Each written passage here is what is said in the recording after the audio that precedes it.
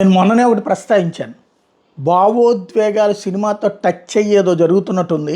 ఒకటి, తన భార్యకి ఫోటో ఇవ్వలేదని చెప్పి ముఖ్యమంత్రినే మార్చేయడం లాంటిది ఏదో హర్ట్ అయినట్టున్నది ముఖ్యమంత్రికి. అట్లాగే పోలీస్ అధికారి పట్ల పోలీస్ అధికారిని విలన్గా చూపించడం పోలీసులకు కూడా కోపం వచ్చినట్టుంది. చాలా పోలీసులను అక్కడ ఆట ఆడుకుంటాడు సినిమాల్లో హీరో కాబట్టి, మనిష్టం కాబట్టి.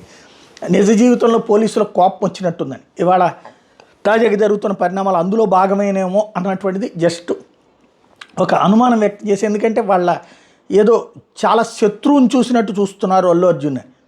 ఫైనల్గా చూస్తే అదే దాదాపుగా నిజమనిపిస్తోంది. ఏదైతే ఏసీపీ విష్ణుమూర్తి డీజీపీ ఆఫీస్లో డ్యూటీ చేసేటటువంటి ఆయన పోలీస్ కుటుంబాల అసోసియేషన్ తరపున పెట్టిన ప్రెస్ మీట్లో ఘాటైన వ్యాఖ్యలే చేసుకొచ్చారు అల్లు అర్జున్ మీద. గత కొన్ని రోజులుగా పోలీసుల మీద నిందలేస్తున్నారు. డబ్బు మదంతో పోలీసుల మీద అనుచిత మాటలు మాట్లాడుతున్నారు. కొన్ని సంఘటనలను ప్రజలను తప్పుదోవ పట్టిస్తున్నారు. 1,00,000 పైచిలకు పోలీసుల కుటుంబాలు ఉన్నాయి. ఒక్క బందోబస్తు చేయాలంటే కొన్ని నియమాలు ఉంటాయి. అప్పటికప్పుడు బందోబస్తు కావాలంటే కుదరదు. పోలీసులు నోటికొచ్చినట్టు కొందరు నటులు రాజకీయ నాయకులు ఇష్టం వచ్చినట్టు మాట్లాడుతున్నారు. మేము ఒక్క 10 నిమిషాలు తప్పుకుంటే ఎట్లా ఉంటుంది పరిస్థితి? అందరూ పనులు చేసుకుంటే పోలీసు అధికారి రోడ్ల మీద ఉంటారు. సమాజం కోసం అతను అన్ని వేళల్లో అందుబాటులో ఉంటాడు. మేము మనుషులమే, మమ్మల్ని అవమానపరిచే విధంగా చేస్తున్నారు. నాకు అక్కడ ఒక ఇన్సిడెంట్స్ గణించే ఒక నటుడు ప్రెస్ మీట్ పెట్టి ఒకటే ముచ్చట చెప్తుండు. కేసులో ముద్దాయి ఉన్న వ్యక్తి ప్రెస్ మీట్ పెట్టే అధికారం ఉందా? ఈ విషయాలను కోర్టుకు తీసుకెళ్లి బెయిల్ క్యాన్సిల్ చేయించే అవకాశం ఉంది. మీడియా అడిగిన ప్రశ్నకు ఒక్క ట్రస్ట్ ఏర్పాటు చేస్తామన్నది సరికాదు. ప్రాథమిక హక్కులు ఎంత కఠినంగా ఉంటాయి మీకు తెలుసు. చట్టాల గురించి తెలియనోడైతే ఇలా చేయొచ్చు. నా ఇష్టం వచ్చినట్టు చేస్తా అంటే నడవదు. బౌన్సర్లను పెట్టుకుని అందరినీ తోసేశారు.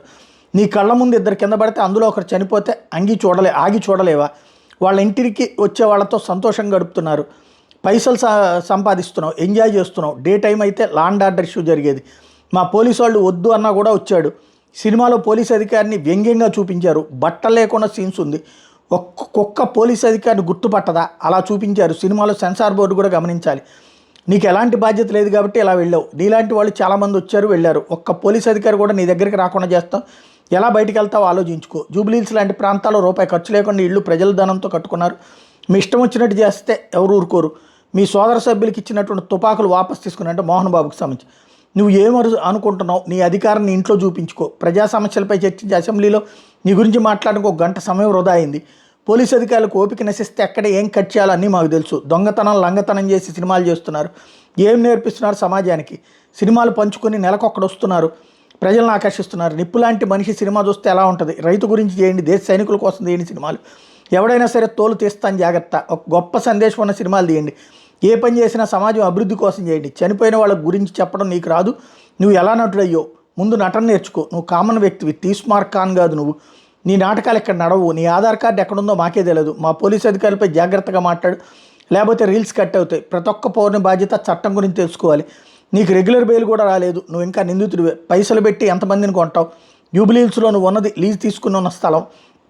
అది పోలీసు కుటుంబాలపై పోలీసుల మీద అనుచితంగా ప్రవర్తించితే చట్టమైన చర్యలు తీసుకుంటామని ఘాటైన వార్నింగ్లు ఇచ్చుకొచ్చారు.